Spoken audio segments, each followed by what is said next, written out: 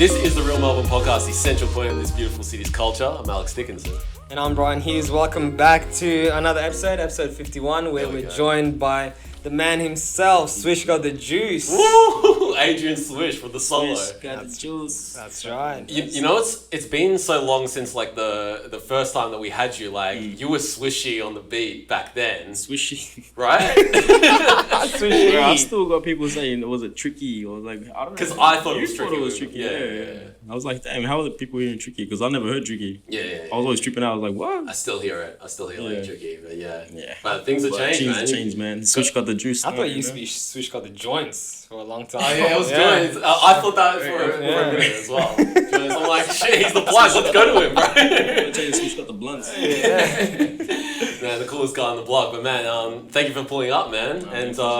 Yeah, let's get into some of the new music that you've dropped, man. Trilogy Season number 2. Yeah. There we go. And you had the Trilogy Season 1 earlier, but speak about your process when creating these little pieces. They're not huge pieces. They're 3-track EPs. Yeah, man, just small little projects that I feel like I just wanted to put out, just to keep a little consistent flow going, something different. You know, I don't think I've seen anyone do anything trilogy for a while. And the fact that I'm gonna have 3 different chapters, 1, 2, and 3, kind of like makes it like a box set or something. You know what I mean? So I'm trying to push that out, and when I start doing shows, I might just have like the trilogy season, whole package kind of thing, and do from the start to the end. That's dope. And eventually next year I got a massive goal, but I'm probably only gonna achieve 1, depending on how busy I get. I want to do 3 trilogy album length. Things, man. So I want to do proper things. But it's not just that you want to do like a bunch of collaborative, you know. Oh, in between that, well, dude, I've got like so many collaborations with like so many different artists. How do you keep up, bro? I don't know, man.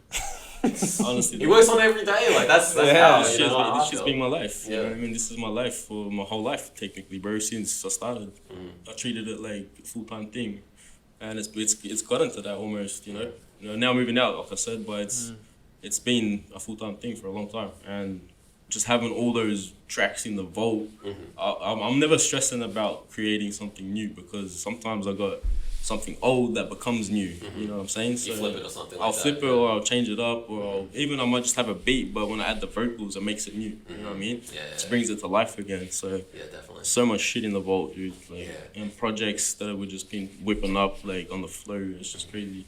Yo, speak about I guess because it feels like a superpower, but like the amount of tracks that you're able to work on, but not just tracks. They're high quality tracks. They're really dope tracks. Do you feel like you create some whack tracks that you just like, I'm never putting this out? Because I mean, these days in your work rate that you're going on, it seems like down to everything you're working on, hey, this could be for me, this could be for someone else. Like I've got just mad tracks in the vault, right? Yeah. Honestly, I'm not disappointed in any of my work that I've created.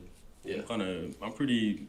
So like if it's not complete, then I'm not fully satisfied. But like if it's close to complete and I still got to do bits and pieces, I'm still not happy with it. Like I know I can always get back to it in the future and finish it up. But everything I feel like I've created, I'm pretty satisfied with, man. Surprisingly, because if it's incomplete, different story. But like once it's a final product and I'm ready to release it, I'm like, yeah, this is cool. And like I even listen to my own shit still to this day. Like while I'm cruising, I've even just listened to Trilogy Szn, the whole thing today, just to like revise it and just keep on over it.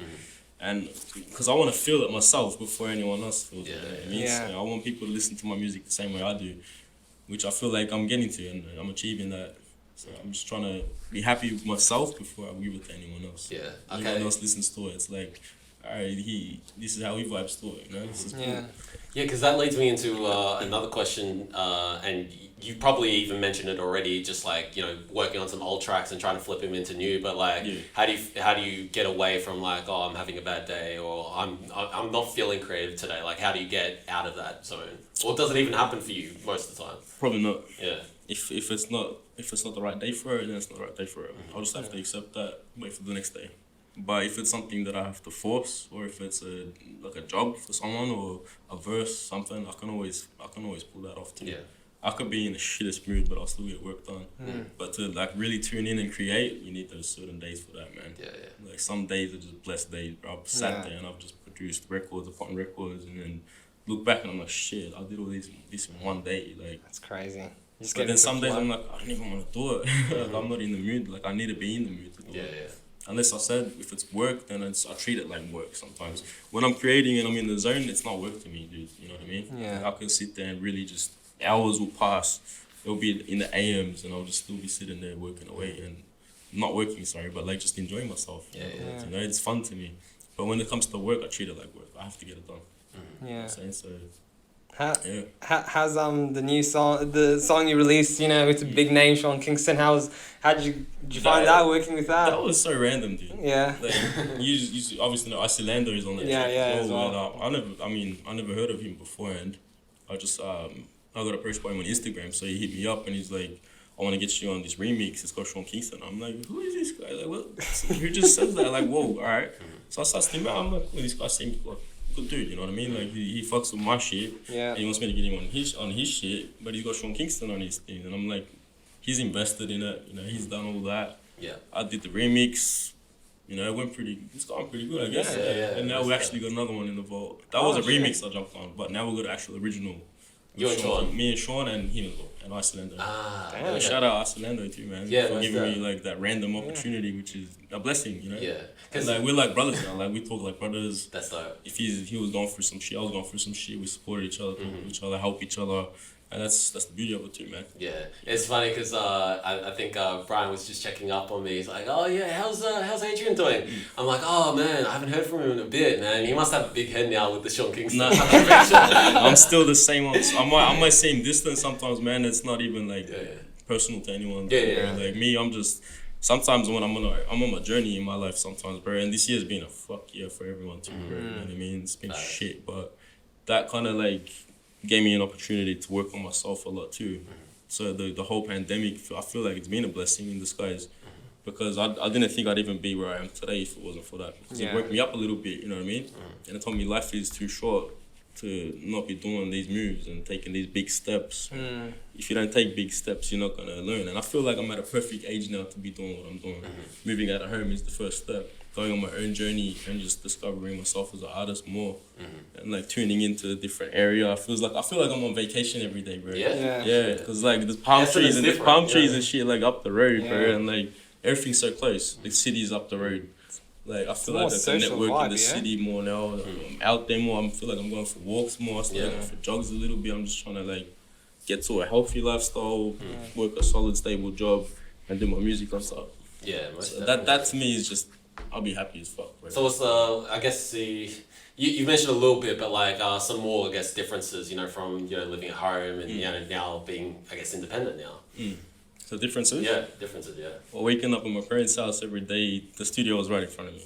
Yeah. I wake up and I would get a lot more work done, definitely. So you don't have it set up at right home? now, no. I haven't moved the studio there yet. Dang, okay. It's just been a process, man, because obviously like the space as well. And yeah, just more busy, like doing real life shit now, I think, man.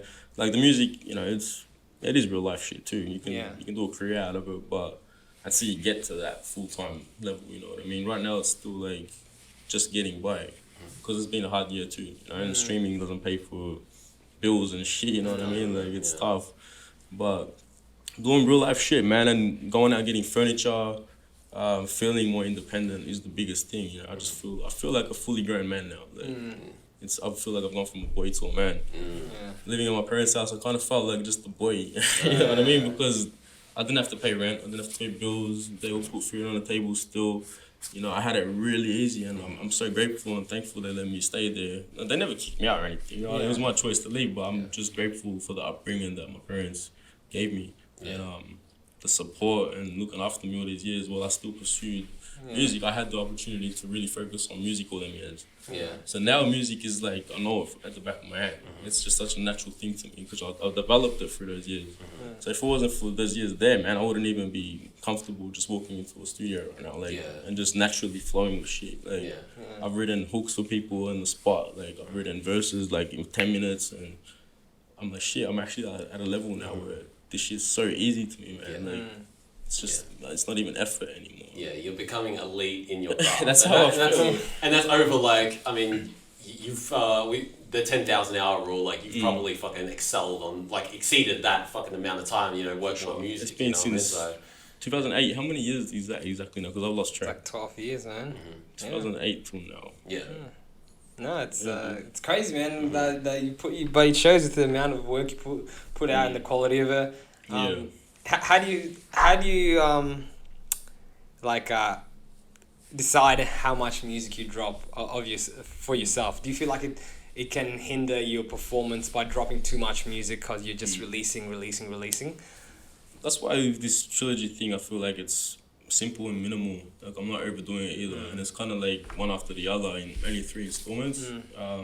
That's just my solo shit. You know, features are probably overdone because there's sometimes there's features dropping. I forget the dates, and then it just drop and I. Why aren't you promoting my shit? I had 3 other features that you know what I mean? Like, I mean, no disrespect to anyone, but like, feature work I don't really promote that much. You know, like, I promote my own stuff the most because I want to be my own artist in the long run too. You know what I mean? Feature work to me is just doing things for other people. You know what I mean? Like, I'm giving them a part of me, and they can like take it and like do what they want with it. But once that work's done, I don't really look back at the tracks either, man. Like I'm always on the next ones. But the only ones I really do look back to is my own. Because I've got creations, so many of them, like in Vault, like I said. There's always like something to go back to. So man, sometimes it's frustrating too. It's like there's so much, bro. Like, how do you turn down a feature, man? I think like you obviously have made for yourself a specific voice in Melbourne or in the world, to be honest. You have that style that you've engineered yourself and you know how to do it. Like, is it hard to turn down on features sometimes? Yeah, sometimes. Yeah. I mean, depending, like, I work with anyone, you both know that, you know? Yeah. You said those exact words. Obviously, you know, like, it's a job to me. I have a fee for my features, you know, most of the time now I'm kind of bumping it up a little bit. I'm going to be real talk straight up with you guys, like, but you have to take yourself serious, man, you know, especially in this industry, dude. Because, like, I don't know if you even know, but I put a post recently saying, if you don't take yourself seriously, no one will. So once you start taking yourself seriously, you'll start seeing who your real friends are, who your fake friends are. And that's something I've been doing these past months as well, is just taking myself a bit more serious.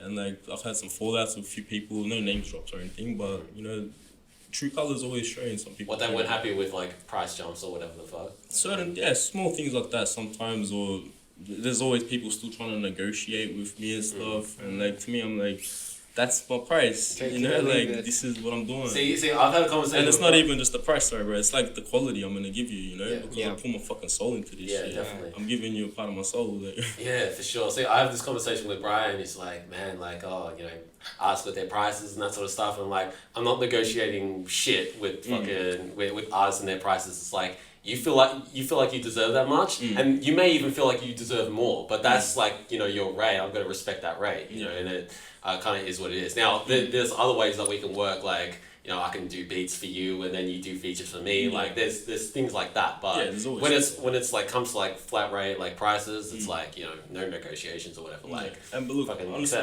it's not a big deal either. Sometimes I do go through with a negotiation, but not to an extreme. You know, maybe something like if it's a pack, right? Like if you do multiple tracks for someone, then maybe, something like that. For like example, that's completely fine. We can drop it. You know, whatever, how much we can work out something, or because that's more money in your pocket. Even if it's like $50, man, or something off. You know, I'll take $50 off. Big deal. Like that's like the most though, and I'll be straight up. I'll be like, look, that's the most I could take off. You know, it's either take it or leave. But if you want mommy on your track, that's that. And then exactly, most people are just like, dope. All right, let's go through with it. Yeah, see, my auntie and uncle, they own they've owned like cafes for like years, and like I was talking to them about like negotiations and that sort of stuff, and they say, okay, for your DJ sets, how much do you charge? Okay, I charge such and such. Like, bump it up $50 just in case. I'm like, all right, and then lo and behold, like they're like, oh, it's a little bit out of my budget. I'm like, all right, I'll do this for you a little bit cheaper, but then that ends up being like the price I originally wanted anyway. So. True. That's what I'm saying. Once you set that price, you can always negotiate a little bit, whatever, but take yourself serious. That's what I can say to everyone doing this. You know, if you feel like you're good enough and you feel like you're talented and you work hard and you prove yourself to everyone and you show how dedicated you are, then people will be like, shit, all right, I'll support you. I'll support that, and I'll pay you that. What you charge? Yeah, it's just like any business. You know what you bring to the table. Exactly. You know and your you're value. confident in yourself that you can give quality. That's the main thing, you know. Yeah, that's what it is, man. I've had people like that too, man. Like friends, close friends, be like, they'll be like, charge more. What are you doing? I'll be like, what do you mean? I'll be like, that's reasonable. Tell them like $5,000. I'm like, whoa, I wouldn't pay $5,000, bro. Relax. I'm not that celebrity yet, like, bro, but they just always tell me, know your worth, you know. They believe in me, and that's a good feeling to know that they really think I'm that good. You know, because it took me a long time, man, to even be confident and say that I feel. I say it myself that I'm good. Like, that's how confident I am. When do you feel like you got to that point? Recently, man. Only recently? Recently, like, since I've only been doing this shit serious, probably since I started doing tracks with Ryder. And that's like probably 2 years ago. That's probably only been a couple years, And shout out to him too, because he kind of gave me that pathway to get into this stuff now. I network with more artists, Kenyan Brown, Donna Lewis. I got to meet them boys and kind of do a few collaborations. Yeah, those clubs are dope. And I remember seeing them just coming up in Australia too a little bit now, and they're still doing that thing, man. Like they're killing it too. But I would have never had those plugs or networks to get to know him or anything if it wasn't for Ryder, you know, because he was more closer with them boys. He gave me that kind of leap. And you can even ask Ryder if you ever interview him one day, man. Like, I was so fucking shy at the start, bro. Like, when I was always a shy kid. Like, you probably know that too. I've probably told you in the past, man. But the first few shows we used to do, I'd be like shaking a little bit. The nerves would kick in. I couldn't sing properly. I was like, fuck, they probably think I'm shit, man. The glasses have to be on, right? Yeah, like I had that. Like, I love my fucking sunnies too, man. Like, I feel cool, man, when I wear them. I'm like, this is sick, right, you know? Yeah. Like, I cruise around driving with my sunnies. I'm just like... It's you, right? Like, I just went with that. Like, I'm trying to avoid them a little bit now, because I want people to know what I fucking look like too, you know? But, yeah, man, I was fucking shy, dude. I was really shy, like, starting up. Yeah. My first ever proper performance was in LA too. And that was nerves, bro. Fucking crazy nerves. Who'd you perform with? I did this course kind of thing. It's called Hollywood Immersive. Okay. And it was run by this lady named Lily Dawson. So she started this program in LA where she'll get all these people from around the world to it costs, obviously, you gotta pay.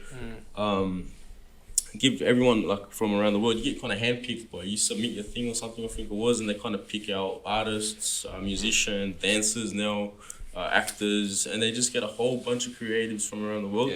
They'll throw you in a villa. There's like 2 separate villas when I was there. There was one for the artists and one for the actors. And they're kind of like next door to each other, but high class villas, man. Like pool outside, it was like the life. How old were you when you did this? Shit, what year was this now, man? Probably 2016, 17. Okay. One of those. Maybe 18, I don't know. I gotta double check to be for sure, but I was a bit younger, and they kind of give you the experience of what it's like to be, you know, a celebrity in LA especially, you know. You get like personal trainers in the morning, you get like a buffet breakfast, you get like a buffet lunch, like the chefs that actually come to the villa and cook up for you. And like, you go to seminars, you go to, or you get to meet people in the industry as well. Not like massive celebs, but like people that are a part of it and like have been behind the scenes, or producers, engineers. I remember I went to this guy's house, I forgot his name. I should probably remember it, but he's worked with like Rihanna and like people like that, you know? And he just had a home studio too, but it was like a dope home studio, man. It was like in his basement or somewhere, but he had like the most expensive mic, you know? Seeing all that, I was like, shit, this is like crazy, you know? And the whole experience, you kind of work on your own. Like for me, it was a song. I don't know if you probably know my song, Obvious, yeah? Yeah. So that's a song that I had half written. I took that song with me to LA and I finished it off there while I was there doing the whole thing. Yeah. And by the end of it, I had gone to a studio to finish it off, experienced like a proper studio there. And then at the end of it, we had to perform in front of like A&Rs and fucking all these managers and all these people. How's the nerves? Going crazy. And it was crazy, dude, because I was like, shit, this could be like, make or break. This could be, make or break, like a life-changing thing. And I feel like I could have done it. If I was there now, I would have killed it. Yeah. You know what I mean? 'Cause Because you're a now I'm different in a person. different place how'd and it I'm more go? confident now. And I get more excited for shows now rather than nervous. Yeah. But back then I wasn't fully developed as an artist, so I feel like I missed that shot then. Yeah. But And you it's got better never too tracks late. now as well. You know. Exactly, so- man. So it's just from that, like I didn't see it as like a downfall to give up. I seen it So as like did you more perform or you motivation to didn't keep perform? going. Yeah. So It's did you end up performing in the end? I did, yeah. You did, yeah. I probably still got the video for it somewhere. There's Ah. a video. Yeah, You so got archives, I'll yeah. leak it or something. Yeah. But I mean, I wasn't terrible, dude. Like, I was alright, but I could have done it better, definitely. If it wasn't for the nerves and like my mouth got dry fucking midway, man. Dang. And I Saliva couldn't even wasn't fucking sing keeping up. anymore. I was like, sorry, I'm like, shit. And then I took a deep breath, and there was one point where I looked away, and I went back onto it. And I'm trying to do it, and it was a mess, man. But you know, if it wasn't for that, I wouldn't be here today too. So Yeah. I mean, I would be. I wouldn't be doing music. Sorry, like I wouldn't be doing music like as fully hardcore as I am now. Like that was just motivation to keep going, dude. Yeah. Like, even though it didn't work out, like it was crazy because like they still supported me. They all clapped, and then Were at the they- end, like some of them came up to me and they were like, that was good, man. That was dope." Like they shook my hand and stuff like that. Were they recruiting? Sorta, yeah. I know there was a few of because they had for us it was the songs, Yeah. and then for the actors they had to do like a kind of like scenes and stuff, Yeah. and they'd have to act. And I know there was actually a few people that got picked up, and then they got into some like big Hollywood films. Maybe not as like main actors, but like they got to be in it. You know what I mean? And like experienced that movie lifestyle, and like being treated with that high class fucking, you know. Yeah. So like some people it worked out, some people didn't, you know. But it's more just the experience that they kind of give you, and that was a dope experience, bro. It was crazy. Like Yeah. waking up, we used to wake up at like 6 a.m. every day. Damn. And then we For used to go music? for Yeah. no, just for a personal training session. Oh shit. That's crazy. We'd have to go for a whole walk, and then we'd be doing like workouts and stuff. And like, I'm a smoker. I used to do sneaky smokes here and there. But yeah, and I just experienced it, bro. It was crazy. That was Yeah. crazy. That's kind of where it started. It sparked more, you know, back then.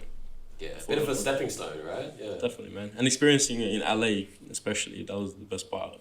Because I was out there. Yeah. You know what I mean? If it was here, I would have been a little bit like, you know. How long were you out there for? It was only I think it was 10 days program. Okay. Yeah. Or See, something like that, yeah. I spoke to someone recently that was in LA on a label thing. He was there for about 6 months, and I was asking him like, what was the biggest takeaway that you're trying to bring from back to Melbourne, and he was saying it's like the work ethic, man. Like the people there, like they're really doing it, like. And people here think they're really doing it. Nah, not until you go over there. But That's you true. know, I want to take that same work ethic that I'm seeing from the real guys. You know, Adelaide's fake, right? But from the real guys, from the real guys, like, and then take it, back to Melbourne, and for him to work on his craft. But Yeah. was that a little bit similar for you? Sorta, yeah. Especially the people there too, you can really see like what it's all about. Yeah. Because honestly, man, I have my opinion. Some people might agree or disagree, but Hollywood is pretty. It's just entertainment. You know what I mean? It's not what it seems on TV and in the movies sometimes, bro. Like you walk around, you're like, this place isn't really like all that. Like it is, but it's not. Like it's kind of. I felt like I was in Melbourne almost as well. It felt like home to me almost. And everyone out there is just hungry, dude, and like starving for it and grinding Competition's and bigger every though, day. isn't it? Like I got some crazy stories too, bro. Like there was even like ladies. I went into Macca's once, bro. And this chick just walked up to me and she's like, "Can you please buy me a cheeseburger?" And I was like, "No." And then she was like, "Please." And then she started touching my body and stuff. And I was just like, "No, lady, get away." And then one of the boys from the program was like, "No, man." And he just ran up to her and he's like, "Please, let's just get out of here. Let's get out of here." And I'm just like, Prostitution for a cheeseburger. but like in McDonald's, bro. Like, I was at the front desk of Macca's, bro. Yeah. And like she just walks up to me like that random and just I was like, whoa. Yeah. I've it's never crazy. experienced that shit. Yeah, Not yeah. here. We have it too good here, man. Yeah. We do. But Hey. it just, I mean, people out there are fucking hungry, dude. They'll do anything for fucking money or to get somewhere or to use someone or, it's all about grinding there, bro. Like, hustle is real, it's different. Here it's like, at someone's own pace, but there it's way different. You can really see the difference when you're there. Yeah, facts. But yeah. Yikes, bro. Yeah, I got some stories, bro, from yeah. LA, but I'm hanging to go back there at the same time. Yeah. Like, Maybe a 'cause different part. I know it'll be Like, yeah, it depends. I mean, I want to just go out there to network a bit more now. Yeah. Because I feel like going there now will be so much different, Mm-hmm. especially on my like level that I'm on now. yeah. And like my confidence is a bit more up now. And, like Yeah. And probably easier for you to get in certain rooms, right? yeah, I mean, I feel like if I go there just to present, Mm-hmm. you know, it could be. It's all about knowing someone there too. Someone on the street might know someone that knows someone that knows someone, and then it's just you can't really. What's the word for it? I just fucking lost the word. Let's skip that part, man. I lost the word there. Like shy away from I guess from people like you take everything with a grain of salt, right? And that's what the guy was saying. My guy, who went to LA as well. He's like, you never really know, so you talk to the person, you hear them out for about 2 minutes plus, and then you'll know if they're like legit or not. Yeah, for sure. And it's like people still, I remember out there, those people still coming up to me with CDs and stuff. Yeah. And they're like, buy my CD, I'm a rapper, this, that. And like some of them, I was like, yeah, I'm a producer. And then it went from selling me a CD to like, oh, can you show me some of your beats? And I remember I got his email, one of these guys, man, because I played him a beat. He was like, yo, this is dope, man, this is lit. And he's like, I'll give you my email, man, send me the beat. I don't think I ever sent it to him for real. But I didn't really trust him. Like, some random guy, but like, he was feeling it. And it went from him trying to sell me a beat, trying to sell me his CD to asking for the beat. And I was like, I just kind of reversed that almost. Yeah. But it is a hustle, so he's trying to get anything, I'm sure. Yeah. Everyone's hustling out there, especially artists. Yeah. Actors, all them, man. It's fucking hustle.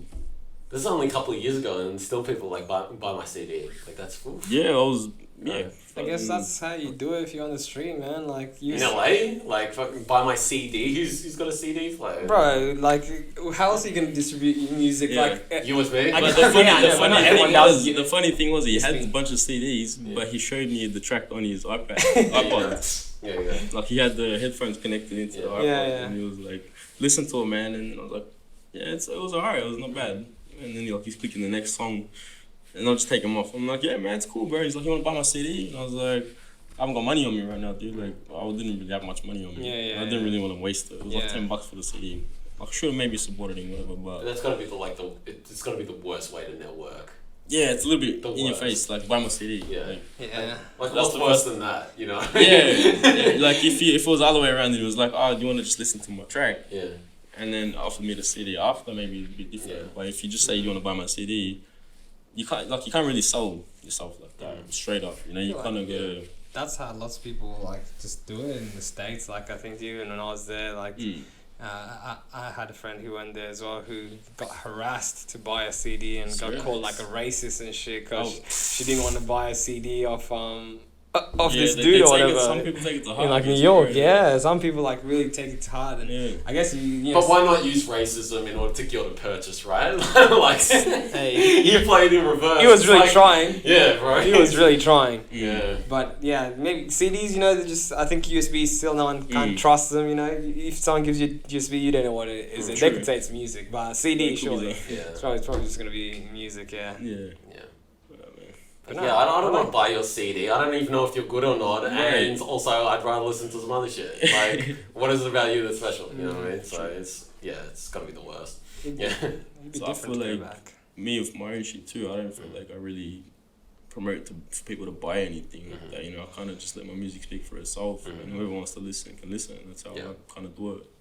Yeah, but even just like a better way of networking is organic, like striking up conversations, what you do with yourself. Oh, this is what I do, like, and then you describe your music. You don't try and throw it down people's throats. You're like, you know, I'm on that R&B vibes. My biggest inspiration is Chris Brown or whatever. Like then, like, oh, you know what? I'd be keen to hear some of your stuff. Yeah. Organic. Yeah.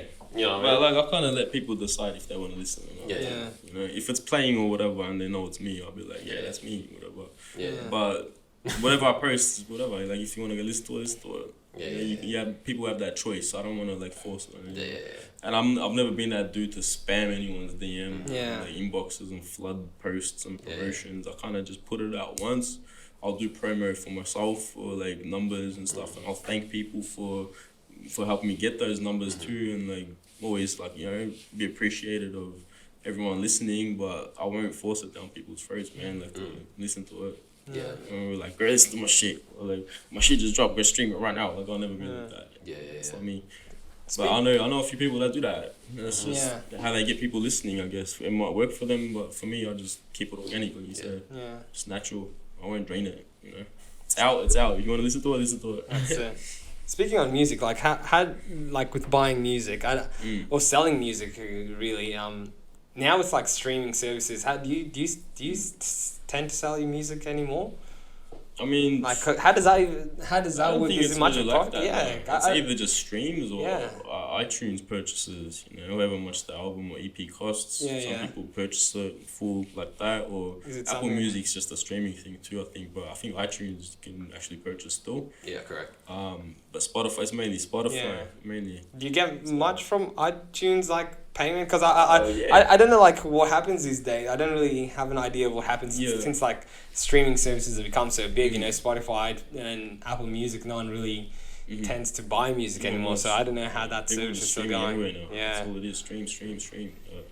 I'm doing alright with that. Like, I don't really check the statements all the time, but when I do, it's decent. People still buy it.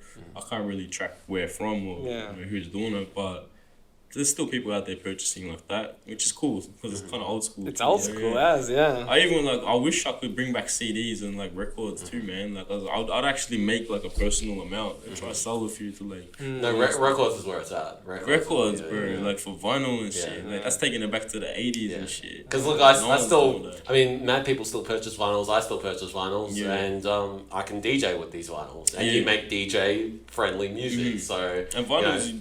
They usually come with like an instrumental acapella. Right? I mean, you might get like a couple of remixes. Like I've got the old school ones. So like Dark Child used to remix every fucking thing. You know, so easy. So a couple of remixes. Maybe even on the side B is like another track, and then you know your tracks. But it's it switches up from time to time. It's pretty cool. Well, if anyone here in Melbourne knows how to make a fucking vinyl or knows anyone that makes vinyls, I'm interested one day, man. Actually put something out like that. Even just a few, man. Just try to test the water. I'll just have to keep one for myself, even. It's nice to have something tangible, something that you can see. Something that'll take it back in time. Because I forgot what it's like to even open a CD case, bro. For real, like I haven't done that shit in ages. And I remember, like as a kid, I always had CDs cases. I had like Usher's album, 50 Cent's album, like all these albums. And I remember looking through the booklets and shit. There was always like the track information and stuff, people that were part of it. Now it's just stream. Is it different? you don't see who's behind anything.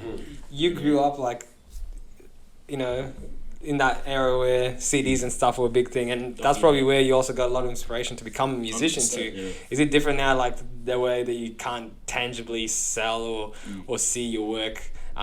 Because I guess like a vinyl record would be really good to have just for that sort of feeling, bring you back to why you actually started it. You know, it's like here, look, I can actually see what I got. The vinyls are bringing it back a bit too. No. I'm telling you, that's where it's at. But that's where it's at. Like if that started trending again, that'd be so dope. Because no one's buying CDs. You know what I mean? CDs and tapes. People don't even buy DVDs anymore. Like everything is just sold out now. Like I miss the days when there was like Video Easy and shit, Blockbuster and stuff. Like just going, even the Friday night trips I used to go on with the fam just to go pick a movie, and we used to all just spread out and look around for a movie we wanted to watch. I'd always choose like 4 or 5. I want 5 of them. Yeah, definitely. But you might want to think about. I mean, very limited stuff on like cassette tapes actually as well, because like cassettes, because there's a guy named Armin Payne who did like a G-Funk tape, and he's from Melbourne, and he was selling like his on like some nice like exclusive purple tapes, and like that's a sick purchase, you know what I mean? And if I was driving my old whip, the old Ford, I could rock that shit. I don't drive that shit anymore. But I still got one of those old 80s radio like box things. What are they called? Like a boombox. Boombox. It's like old 80s, man. My old man had it from back in the day. And it plays cassettes and shit too. So I could get with cassettes also, you know what I mean? Because the boombox like from the 80s looked fucking sick, you know. Yeah, man. And, they're cool. It'd be nice, I guess, something to drop like for kind of like an anniversary album or something like that, or something that hit a milestone. And you're like, this is the one, you know. Yeah, man. Yeah. That Ryder and Adrian. What was the album called? Sorry, the big this one. Way, that way. This way, that way. That's the one. But that's that the big that one. was like with a D, the DAT. Yeah, We changed it up. It was like, well, it's this way. Let's make it that way. That way. Yeah, that's the big one with Ryder over actually a came million. up with that. Yeah, okay, there you go. Yeah, so But, probably something for that maybe, in the future. Yeah, maybe, yeah. Yeah, I mean, we did a little post for the celebration of the million plus, and if it ever got more, probably I mean, even $1 million's enough to. So I wanted to actually make a couple frames, and just give him one, and just celebrate, bro. Like, bro, Right. like just have one on a big frame with like a CD or some shit, even make it look old school, whatever. I was gonna get creative and do it, but I never did it. Yeah, because But it's never too unfortunately, late. I could do it. unfortunately, like RIAA is not going to give you like a cert for just like a million streams. So do it for yourself. Yeah. Fuck it, you know, what I mean? that's a Put real it up in your achievement right studio. there. Yeah, Something put it up to in the look at. studio for sure. Yeah, something good to look Definitely, man. Yeah. I'm actually my parents' house now, the studio that I used to have there.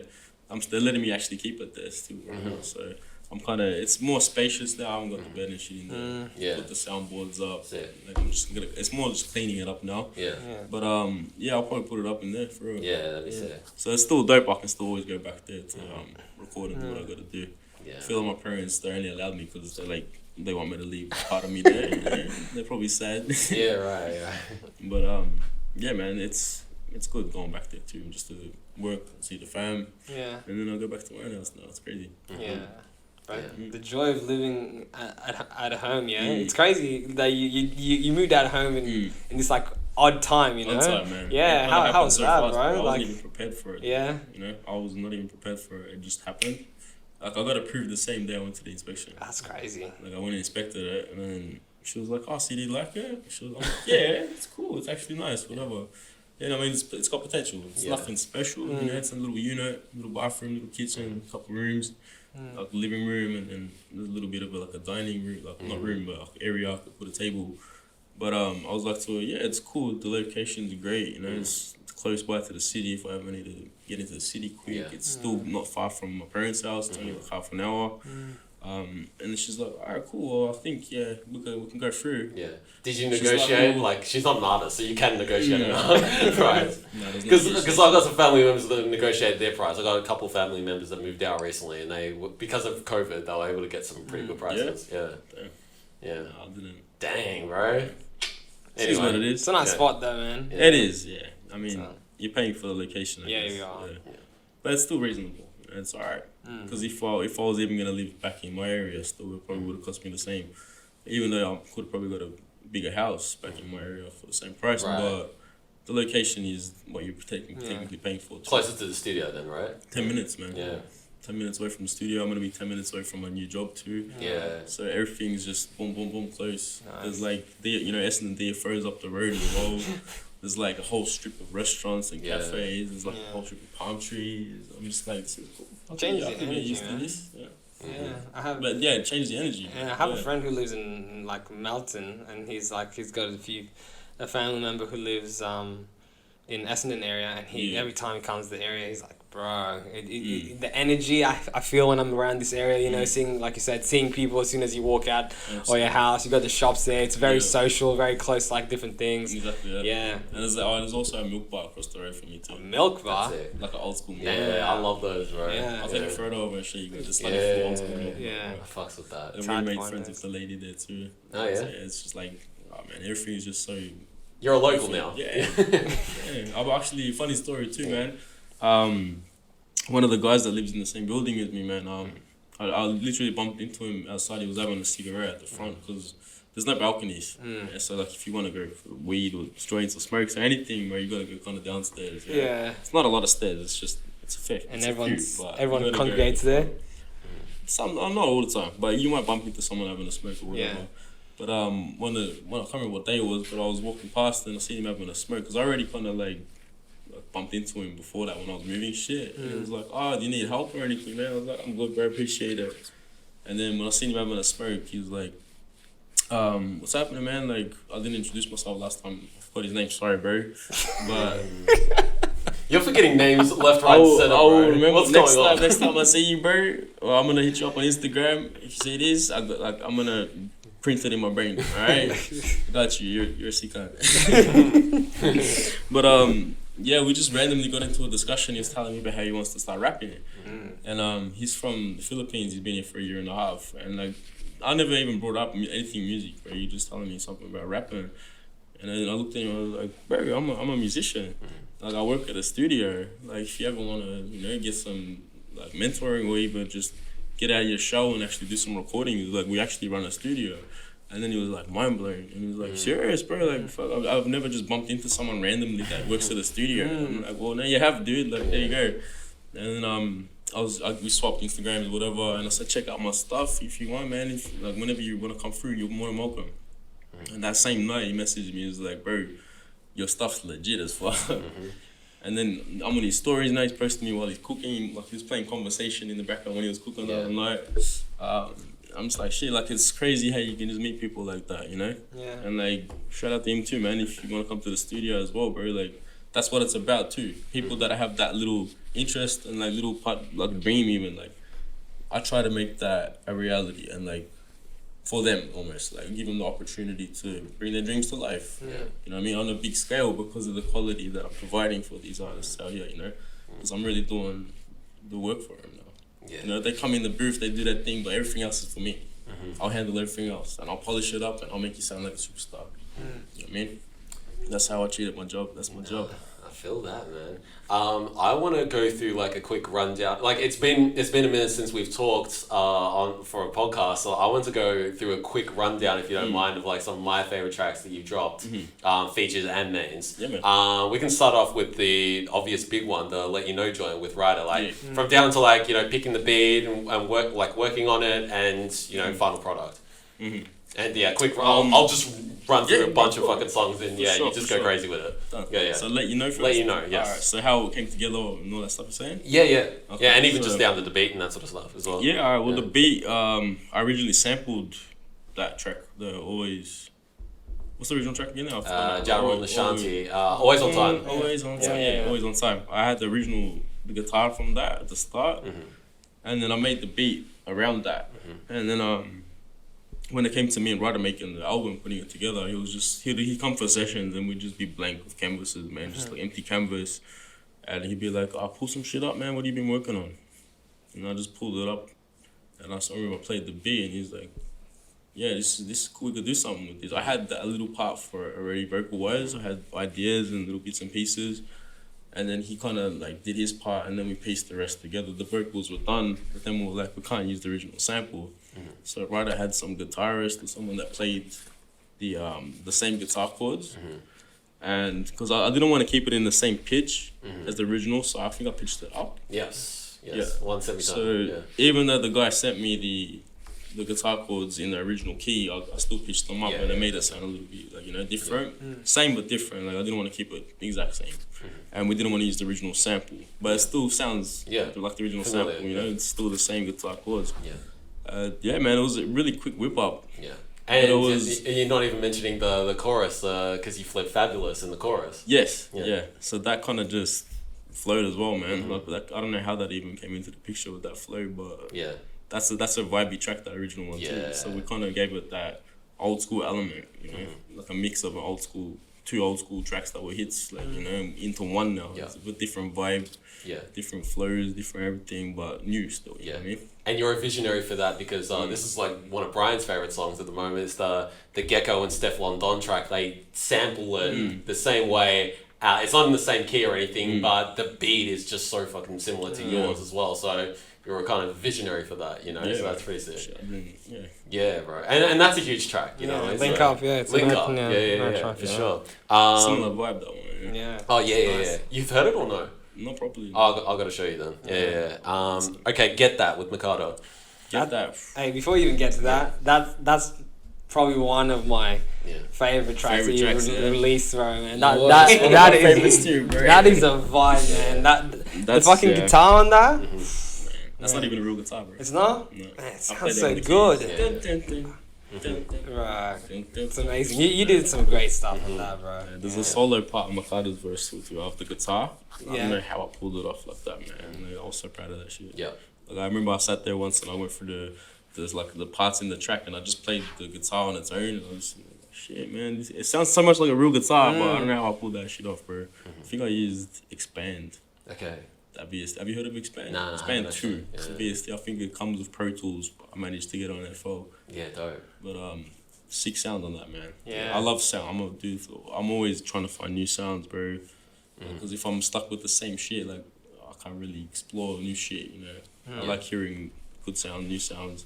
But yeah, back to get that. So that, man, I went to that same night I made the beat. I went to an artist called Masego. You saw the Masego? Yeah, Masego, the American artist. With the saxophone. Yeah, crazy talented, yeah. I went to one of his concert when he was here. Oh shit, that would have been the vibe, man. Vibey as fuck, bro. Yeah. Fucking vibey, man. And I was baked. Yeah. Right, he plays that sort of isn't that kind of like funky blues type. It's got a sick sound. Bro. Yeah, it's and when he puts the saxophone, he starts playing that too. Bro. I'm just like shit. But when you see it live, because like I only just discovered his music before the concert, bro. So like I only heard a few of his tracks. Yeah. And one of my friends from high school, she showed me the Masego, and she's the one actually invited me to go with her to his concert. And it was such a sick experience, man. Like the concert was just a vibe. Yeah. That was like inspiring to me that night. So when I got home, I just sat down and I started whipping up a beat, and Get That came together, bro. I don't even know how. Just by that inspiration and that kind of vibe. Yeah. It just came together, man. And then it was just a beat. And I remember I was happy with it, but I wasn't like fully set on it that night. But when I heard it again the next day, I was like, shit, I actually made something special last night, man. Yeah. And then I started trying to get vocal with it and coming up with some different flows. And Makada came into the picture just as I was making it too. I can't even remember how. It was just for Instagram as well. We just started talking about some music and shit, because she had a few posts, I think, which was freestyling or whatever. And she'd never ever recorded anything. And shout out to her too, man. She's doing a thing in LA still, man. She's killing it with tracks. She's got an album now too. And I feel like I gave her that kind of like push. You know what I mean? And I'm proud of her, man. Like, good on her. Like, keep doing your thing about it, for real. But I showed her that track with the open verse. And when she heard it, she was like, dude, this is fucking sick. Like, I'm 100% in on the verse with this. And then she came to... I met her actually at one of my shows first. She came to one of my shows.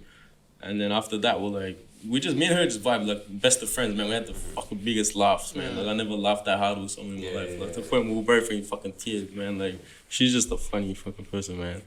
But after that, we teed up a studio session. She came past, and she just laid in the verse for Get That so naturally too, man. She's a natural at it as well.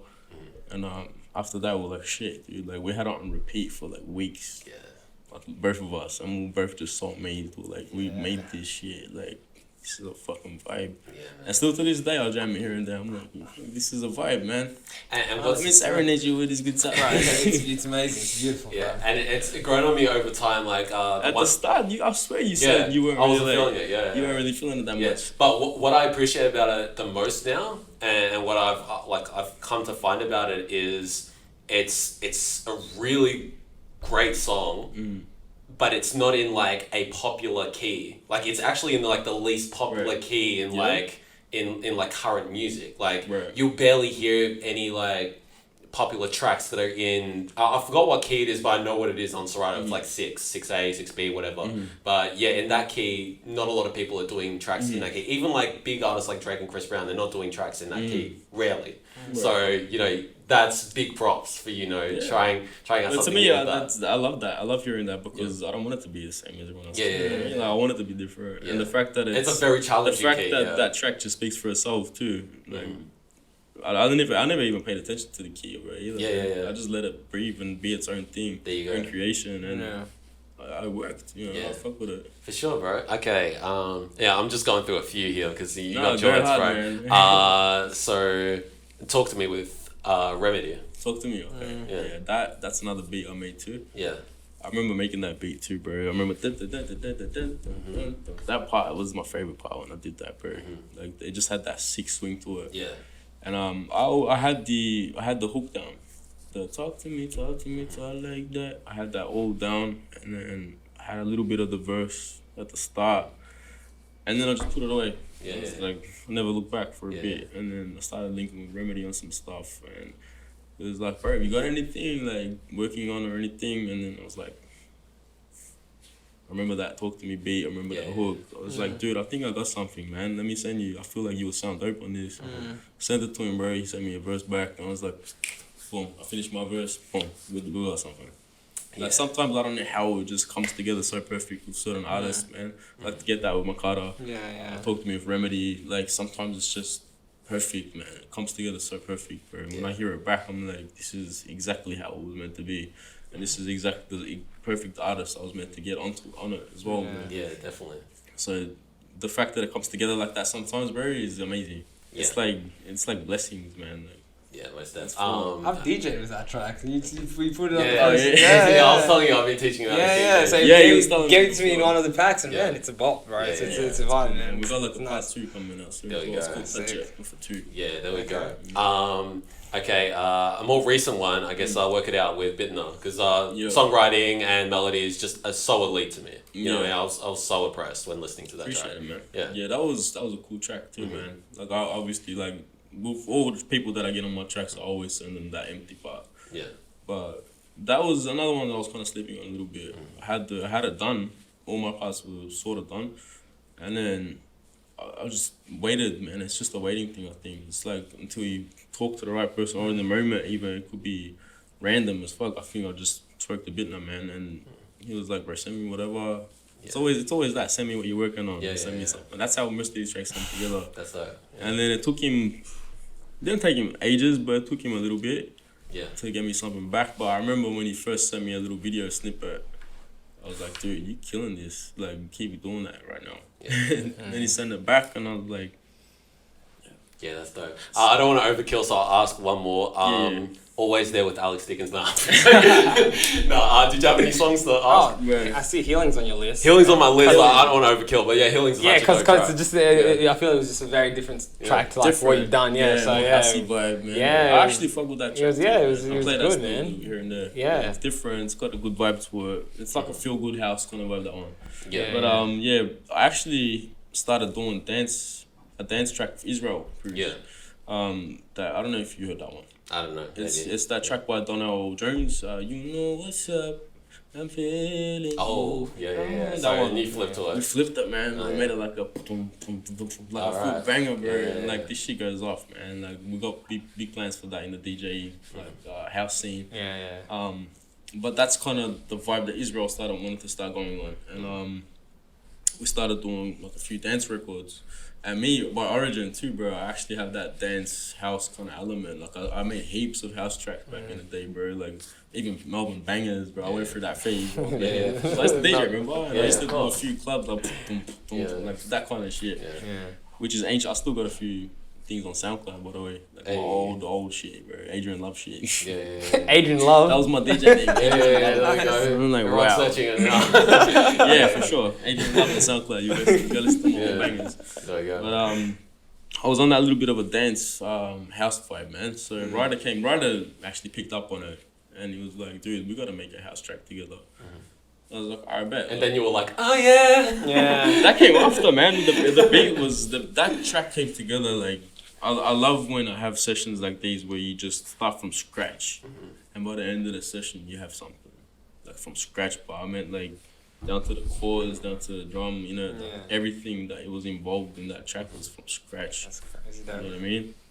Like I mean the sounds were like selected sounds. I didn't make the sounds from scratch, but the whole process of it was from beginning to end, like an actual thing in the same day, which was amazing too. Because sometimes it takes weeks for tracks to get done. Like, a lot of people spend so much time, but for the fact that me and Ryder had it done in almost a day, like days like that are just amazing to me. That's crazy. Insane. But it was his idea. He approached me about it. He was like, bro, let's make a house track. I was like, all right, boom. All right, next session let's try to just cook something up on the spot. We'll see what we can do. And I remember just sitting there, and I was actually on Serum. I think I was on Serum. It's got a few nice houses. Yeah, definitely. I I just started fucking with chords on the piano. He was in the back just trying to write a few bars, because that's how we usually start. Yeah, like I'll start, if it's from scratch, I'll just start going on the computer making some sounds and like seeing what I can play, and he'll be in the back writing raps, you know what I mean? And then as soon as I got that like that main progression, I was like, alright, this is cool, we can do something with this. And then I found that this like vocal sample that's, I don't know if you've noticed it at the start, it's like a high pitch.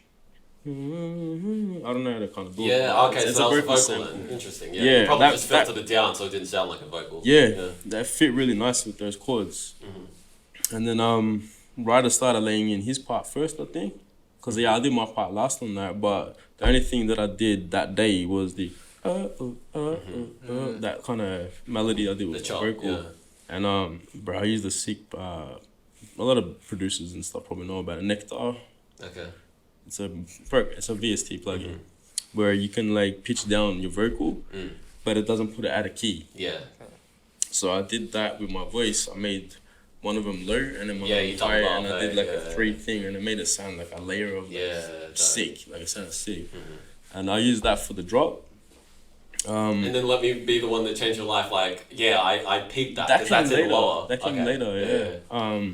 Because I hadn't come up with my part yet. Yeah, I only did that part where the drop was, and Ryder did his part where we switched it up into like kind of R&B, not R&B, like more hip hop drum pattern instead of the basic, you know. Sorry, but we switched it up where he had a rap section, and then I was like, shit, alright, I still got to do my part, but I didn't get it done that day actually. I got it done in my own time. That just flowed naturally to me too, man. I don't even know. Yeah. Like, and I wasn't even gonna leave it. I was gonna try add more because that's kind of my only part, and it just repeats at the end again. I wanted to do like another at least 8 bars or something, but I could never figure it out. So I was like, you know what? The fact that it's a house track and it's simple, let's keep it like this. Yeah. You know, it's got the drop, which is the main, part of it anyway. But that part that I came up with, I don't even know. Just boom, on the spot. Yeah, that's When it. I saw you, baby, yeah. And it's a great one to spin, and it works for DJs listening. It works so well with Robin S. Show Me Love. Yeah. You chuck on that. You mix it together? Yeah. Crazy. You're gonna have to show me that, man. Yeah, for sure. Yeah. Bro, we're gonna have a DJ session, man. Oh, no, you got it, bro. Yeah. That's 3 now, it's right. Yeah, now I can jump on Now, this. right? It's set, man. That's it. Yeah, right. Yeah. Man, okay, I think we're coming to the end of it. Did you want to ask any Yeah, tracks? I just want to ask a question. Like, Yeah. I know, the singing side and the music side is you're on top of that and everything, and you're good at it.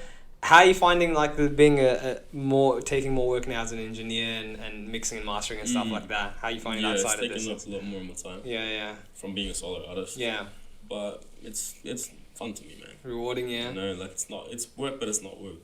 I could still go to the studio and make my money, but have a good time with my friends. And that's the beauty of it for me too. Like I always say, like, keep pushing until you're doing what you love. Yeah. So now I'm at a point where it's like I can do what I love and earn an income, and that's great. Like a lot of people work so many years to get to that, and I have, but now it's just like the time management is a bit of the only downfall, bro, because I do want to be my own solo artist eventually and just pursue my own thing, like, but right now it's happy. It makes me happy knowing that I can make these other people happy too. And like they come through and they're all inspired, they're all motivated, and I love seeing that too, so I'm always happy to help anyone that comes to me. But like being a solo artist is hard right now too, man. The studio I don't have full access to it right now. Chris, he's the owner of the studio in Brunswick. It's his studio too, so I can't just go in there whenever I want. It's on his time. I can always go back to my parents' house studio where I got it there, but another thing too is time, man. Like I got to do other things in life now as well to get by and to do what I got to do. But eventually, man, I want to get to a point where I'll spend a few months just doing my own thing. Because I've done so much already for a lot of artists, but my cousin Smooth actually tells me sometimes too, man. It's like you do all this for other people, but you don't. If you were to put as much energy into yourself for at least a month or 2 even, bro, just to like sit in your lab and just cook for yourself and like be your own artist, it's like you'd be doing some crazy shit.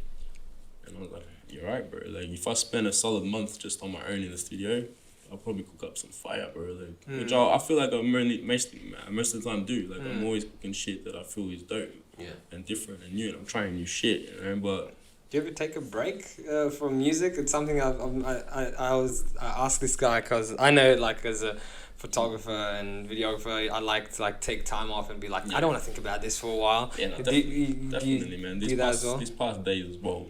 Like, I've been at the new place as well. Just relaxed, even, man. Like, watch the movie, which just feels good too, you know. Just to get away from it sometimes too, because the more you do something, it can drive you crazy sometimes too. So it's always good to have a balance and a break, yeah. And the fact that the studio is not there with me right now, it's not really on my mind. Like, it's nice. If it comes to it and I have to work, boom, easy. I can switch on to work mode easy. But when I'm at home now, it's more just, I like the fact that it's away from me, because if it was in front of me every day again, like, I'll just be at it 24/7. You know, at the same time, I want to, like I said before, I want to have a structured lifestyle now where I can still go for a walk or something, or go for a jog, or go to even just simple groceries, man, just something to get out the house and do other activities that aren't just music, you know, because that's kind of how you get inspired as well, doing real life shit, you know what I mean? And even if it's meeting new people or getting inspiration from other people, you got to be living real life to even make music, you know what I mean? Because that's where everything comes from, and experiences too. You know, most of my music is experiences or about girls in the past or whatever, like stuff like that. But you got to be out in the world to have inspiration. If you're stuck in the basement in the studio every fucking day, you're probably gonna be blank. Like after a few days, you know, you have to go out and breathe, man. Like, too much, you can't abuse anything, you know. Too much. You gotta have those breaks. Breaks are important. Yeah, that leads me to one of my last questions, because you know, since our last podcast, it's like 2019, like, crazy year, right? And like, I feel like you and I have been able to connect on some personal shit, you know, being around some terrible people, you know, around. So like, I want to ask you, like, getting away from those people and, you know, evolving, doing what you're doing, being with the right people now. So it's like, what have you learned from all of your experiences from like last year and up until now? Because you went through a lot. Yeah, I mean, people is one thing, but like, just growing up, man. When I feel like when you're fully matured, you can pull yourself out of any situation like that. Like, if you feel like someone or something is wrong or bad for you in your energy, and you feel like it's gonna suck your energy and bring you down, it's quick to decide and quick to just make the choice to not associate or distance yourself or quickly cut off, man. Like, I've come to a point now where it's really not hard for me to cut someone off if I really have to, you know. Like, if I feel like disrespected or used or anything in any type of way, or even just drained by my energy, like, I'll kind of distance myself, you know, and cut them off. Like, it doesn't really faze me. It's nothing personal to anyone either, bro. It's more for me. Like, you gotta protect your energy at all times, man. And anyone that will bring you down, you gotta stay away. You know, as an adult, you have to make those choices quick, man, because being a kid, I learned going through it over and over and over and over again, giving people chances after chances after chances after chances. You're just gonna be disappointed all the time, and you're not gonna really grow. You're gonna be in like one place, you know. Letting go of people and dealing with that and getting through it and just growing up, like, changes you, man. And the experiences change you and shape you into who you're gonna be. I feel like those experiences just shape me into who I am right now. You know? And I'm happy with who I am right now. You know, like, it's very just boom, boom, boom now. Like, I won't tolerate no bullshit now. You know? That's great to see, man. Yeah, I love that answer, man. You want to leave us with any last words before we wrap things up, man? Thanks for having me again, man. Like, shit, this has been good. Like, a solid interview, you know? Seeing you guys, bro, it's been a minute. Yeah. Shout out to Real Melbourne, man. That's what it is. Yeah. Man. Yeah, the boys, man. Plug your plug your socials. Where can people find you? Adrian Swish official on Instagram, which is the main one. I'm not really doing anything. I'll give you my Snapchat, but nah. I don't really use it. What about OnlyFans? You know what I mean? Nah. Wait, you telling me to make one, bro? I'll make one. Yeah, stay tuned. Nah. My girl will kill me. Yeah, 100. Not OnlyFans, bro. But no, thanks again for having me, man. No, of course, man. Thank you for coming through, man. It's been, like I said, it's been a minute, and yeah, you know, we've loved discussing your immense growth from like last time we chatted, man. It's crazy to see, and we're waiting to see obviously more projects coming soon. Yeah, man. Trilogy Season 3. I'm gonna get working on. I got the tracks kind of like ready. It's just about finishing them, like I said. Yeah. And deciding if I'm gonna use them or change them. You know, dude, projects galore coming. Nice, bro. And that Sean Kingston part 2 and so we've got the original track with Sean Kingston coming. But you know, like it is what it is. We're gonna just see how it goes. Got one of my cousins, Smooth, EP with him. Got an EP with Alpi. I got an EP coming with my boy Jimmy. So many people actually want an EP with me. Like, they're just like, let's just do an EP. Mikado wants an EP or something. I'm just like, alright, man, I got like everyone wants an EP. Like, I'm slowly getting into that space at the moment now for me. So I'm sure it's got to be crazy for you. You man, know? it's crazy, but like the tracks are there. You know what I mean? It's just about finishing, polishing, and that's all. But me and Alpine finished our EP in like nearly 2 days. We only got like one more that we just got to kind of rework. Me and Smooth only got like one more track that we need to do.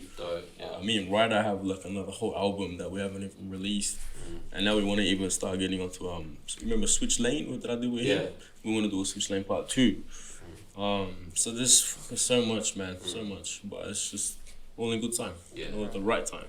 You know? That's that, man. No, that's that sounds great, man. We're really happy to hear that. And you know, all the best Thanks, with the place at Essendon, and appreciate it. also good luck to your new job, man. Hope you enjoyed that and fucking gives you a bit of balance in life. Still, but I'm waiting for like a police check to clear. I already did the contract and shit, but it's just a waiting game. Right.